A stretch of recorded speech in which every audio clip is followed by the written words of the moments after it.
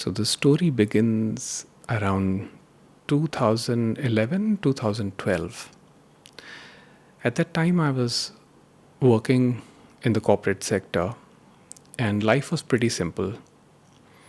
Go to the office, work, spend time with colleagues and friends, come back home, sleep, and then the same cycle repeats the next day. In terms of stability, that felt very stable in that moment, and it was very reassuring because I was told by people that this will give you a lot of stability, a lot of financial security, and your future will be secure. So I did all those things, worked very hard, spent almost a decade, more than a decade basically, 13 and a half years in the IT industry, working as an IT professional. But there was this emptiness, there was this anxiety, and it was quite debilitating. And at that time, I developed chronic back pain, chronic headaches, and there was severe anxiety, as far as I remember. And I used to think, I'm in the right direction, I'm doing what I was told, then why is this a problem? Why is this happening? So when my father passed away in 2014, something shifted in me. And I left the corporate world in search of truth. So I started exploring spiritual works. I started exploring philosophy, psychology. I started spending a lot of time with myself. So in the first phase, I started acquiring knowledge, because that is usually the first phase of the spiritual seeker, to get the knowledge. So scriptures were helpful, lectures were helpful from different masters, but it was just the process of assimilation, and trying to relate it to, whatever these teachers said, trying to relate it to personal life experiences. But with this process of assimilation of knowledge, there is a component of ego which develops almost for everyone. One has to go through this phase of the ego, this shape-shifting form, a new form of the ego, which gains entry through the back door, and it's called the spiritual ego. Because you see, when you acquire knowledge, you think that you have gained something, and that again contributes to your image, the image that you've identified yourself with. I am so and so. First it was I am a big shot at the corporate in the corporate industry, and this is my identification. I'm in charge of so many people. I manage. I do this. I do that. Now it was different, but the basic thing was the same. Now it was, I now have knowledge, so I'm a little more than the others. I know more than the others. I've read the scriptures. I'm more knowledgeable. So if they sit with me, I can tell them the truth. Somehow I made myself in charge, responsible of conveying the truth. Even if they wanted, even if they didn't want to hear it, I would make sure that they hear it from me. So, I would subject myself to them in that way. Whenever somebody would come, sit, and just maybe strike a conversation, I would start offloading spiritual concepts. But at the root of it was this knowing that I'm being heard, I'm being seen, and I must cast the impression well. I must be seen, must be recognized. And that is the covert ego, the spiritual ego, which is one of the most devastating forms of ego. It is quite painful because now you start believing, because of what you've learned, what you've acquired, that you are more than the others. So the heart loses compassion. You're totally identified with the mind. And what I would do is I would be quick to cut people in their responses. I would assert that I am right and they are wrong. I would assert that my way of thinking is the right way of thinking. And I would just assume that the person who's come to me is at a lower position and I'm at a higher position because I know more things. So I would start giving them these concepts which they never even asked for. Now, some of them were kind to me, so they would listen, nod the head, sometimes pass on the smile and just leave. And I can confidently say that at that stage, they were very forgiving towards me. And they definitely knew more than I did, but they were quiet. Those who are of that mindset where they need to cut you and correct you and prove you right, prove you wrong, that compulsion is a very painful state. To be in that compulsion, to be in that restlessness.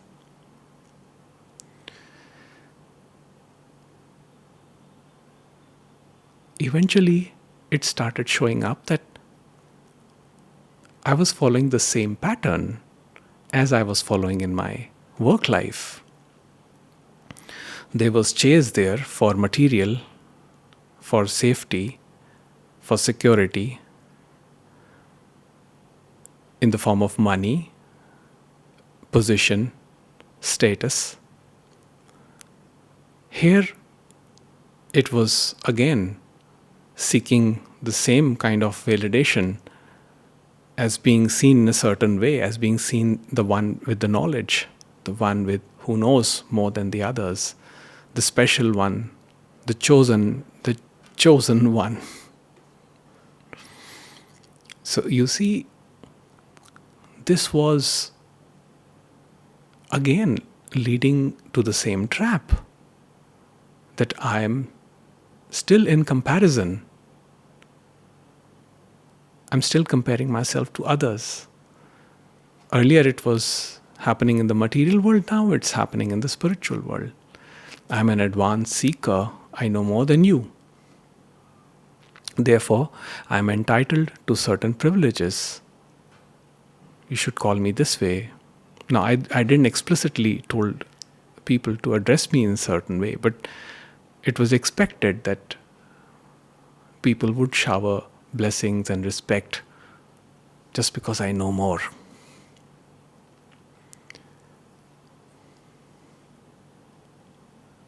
But this state was again bringing me to that same anxiousness, restlessness, irritation, the feeling of emptiness as I was experiencing in the material world. So it was clear that there is something underneath that I was trying to escape from. I wasn't addressing, I wasn't paying I wasn't paying total attention to the content that was arising in my consciousness. I was trying to avoid certain emotions. So the same cycle was being followed. The same chase was happening, which was keeping me restless.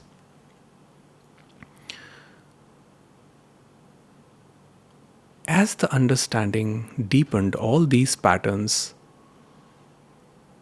began to reveal.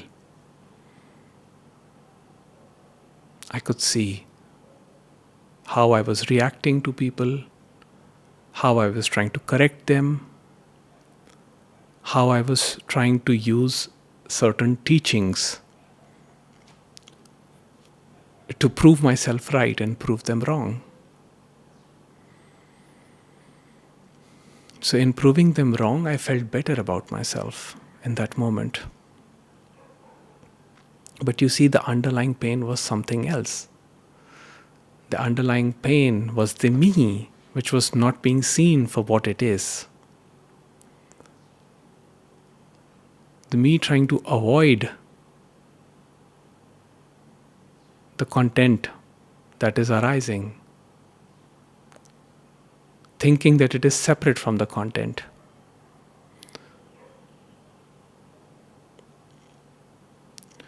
So when I started paying attention to my emotional state, something revolutionary happened. As I sat with myself more and more, spent more time with myself, embraced boredom, embraced this emptiness that is there, that is there.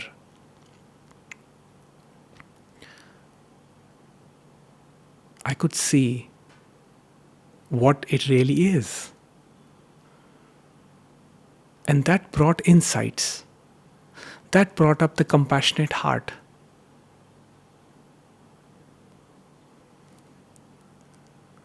Now again, it wasn't that I became better.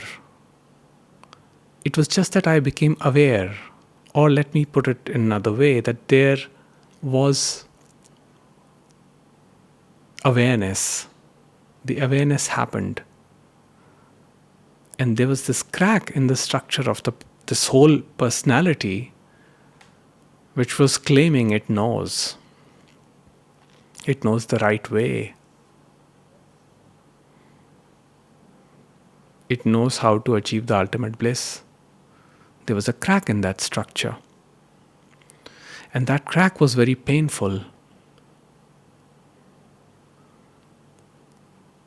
But the most beautiful thing happened was that I started becoming more present with every arising that happened. And the more I stayed in that presence, witnessing the arising, the more I saw the impermanence of it. The more it lost its solidness. Yes, it was intense. And even now, sometimes when difficult emotions arise, I can feel the intensity.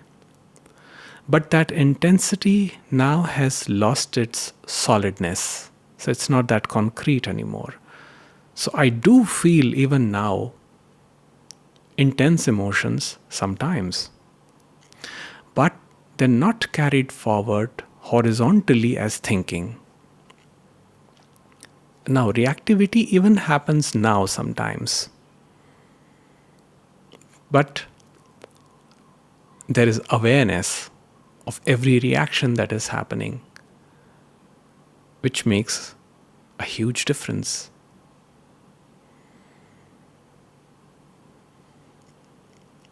But as we begin to rest more and more in this presence, the need to explain to others, the need to convince others that I know, that I'm there, that I have arrived, that begins to dissolve.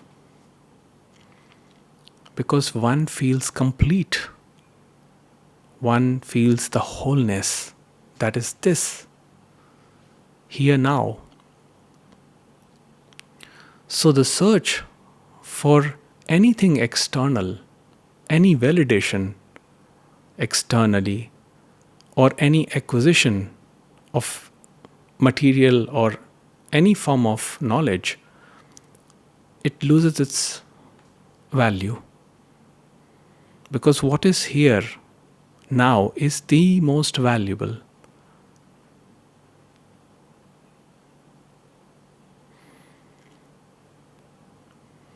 So when this is recognized, it begins to change everything.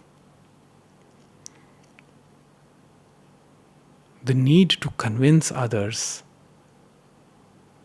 dissolves.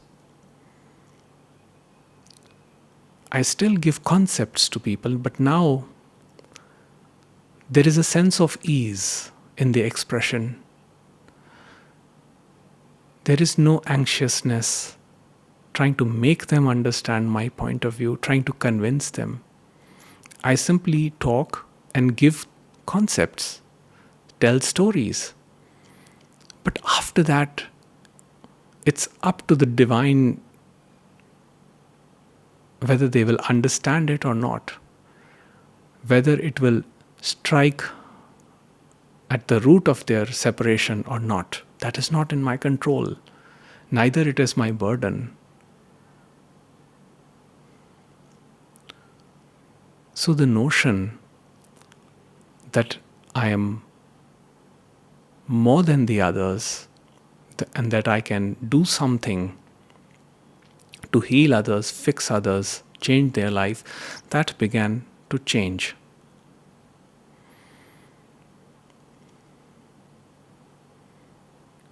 So the first step in this whole process was to attend to the content that arises in the consciousness with total attention.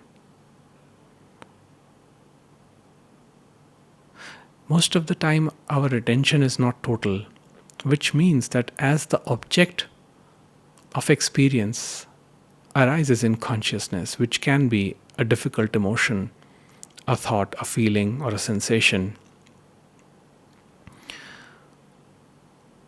we immediately start offering resistance. And that resistance propagates suffering as thinking in horizontal time.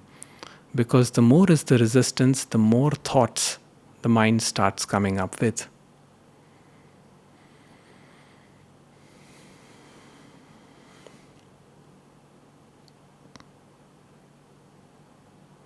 As we abide in our presence, in the amness, whatever arises out of it is of very different nature. It is not directed to hurt or to prove a point. It is simply an expression of love.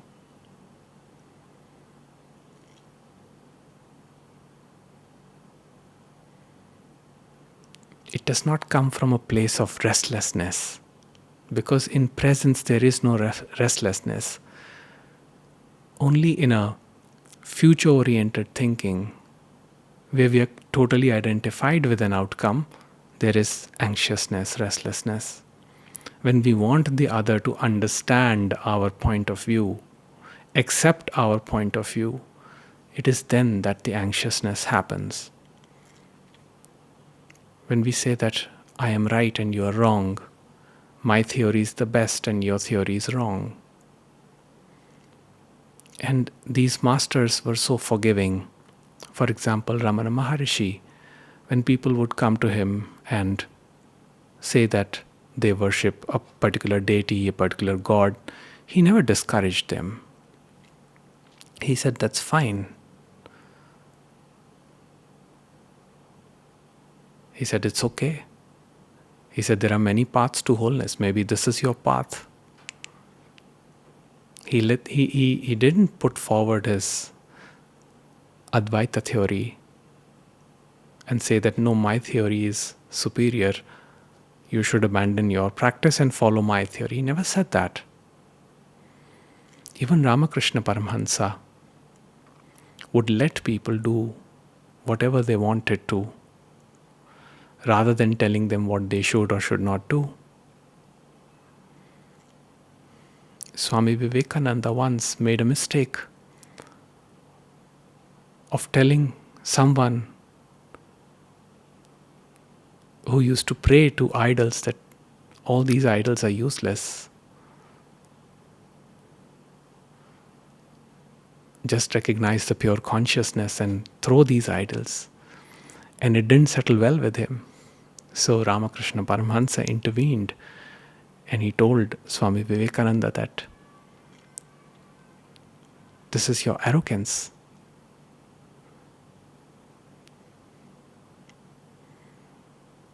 This arrogance where we say that my path is the best path, my way of thinking is the best thinking, is destructive. It is identification with the separation. There is something within us that we are trying to protect, that we are trying to avoid. There are deep emotions lurking in the shadows that we are not addressing. And the addressing doesn't require us to go and search for that content. All that needs to be done is just be.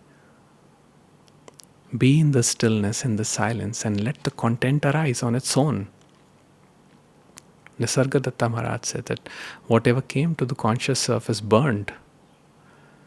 But we are not allowing that to happen, because the moment something uncomfortable comes up, we offer resistance. And the moment there is resistance, there is reactivity. So when there is reactivity, there is no place for compassionate learning. There is only ego trying to strengthen itself by saying that it knows. And the very first insight in this process that happened for me is that I really don't know. There is nothing on this planet that I can say I know 100%. The nature of things, it's too complicated, it's too complex. We try to find solutions. We try to find answers. We look for theories, we look for philosophies. It's all extroverted thinking, trying to find a solution outside. We are so afraid to go within, because we fear that if we go within, we may see something very scary. But you see, there is no other path. If we don't face the monster, we won't be able to go past. We don't have to fight with that monster. We just have to see it for what it is. So my concept, whatever I present to you, only a concept, is to simply allow the awareness to do its job. That is my primary concept. That awareness is going to do everything for you. You don't have to worry about your spiritual awakening. You don't have to worry about being right or wrong. You just have to allow the awareness to do its job. Just be still and let it do whatever it needs to do. And the knowledge will come, the insight will come, and those insights are going to help you in practical daily living. In everyday life challenges. There is no right or wrong answer. There is no right or wrong concept. There is only the presence of being, which is powerful, which is vast, infinite, self-luminous. It is always here. The problem is that we are looking for it outside.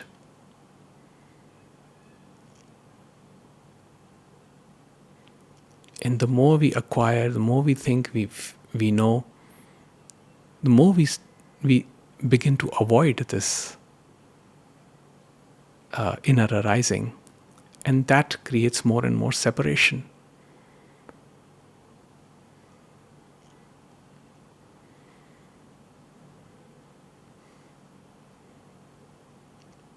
To surrender means to not offer any resistance to anything, even to the non-acceptance of things. Yes, there are things which trouble me, and I cannot accept them. Even the acceptance of that brings peace.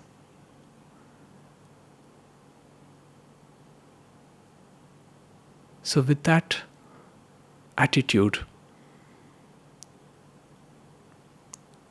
one becomes more concerned with oneself. And that is not selfishness, that is the true selflessness. Because every time something happens, rather than correcting them, rather than trying to convince people of what is right and what is wrong, I simply direct my attention inwards and investigate where is this entity that is feeling hurt, and why is that entity trying to create a projection in the form of defensiveness, anger. I just investigate within myself and see the facade for what it is.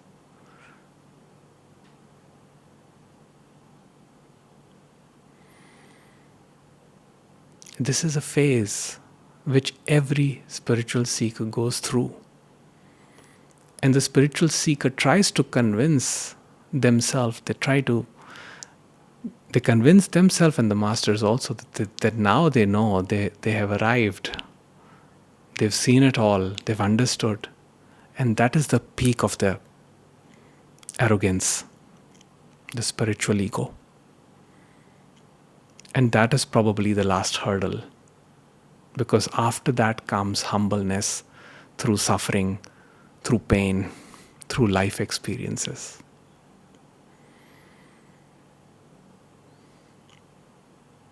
But it is required. I have not seen anybody free from suffering on this path. The suffering only ends when the seeking ends. And when the seeking ends, there is no need to convince. One only remains with oneself, as Ramana Maharishi said. The eternal self. Unbothered about what is happening externally, who is thinking what, who is perceiving you in which way. It doesn't make any difference. It's no more concern. That is where the compassionate heart arises. That is the true bliss, the true peace that the masters speak about. It requires going within.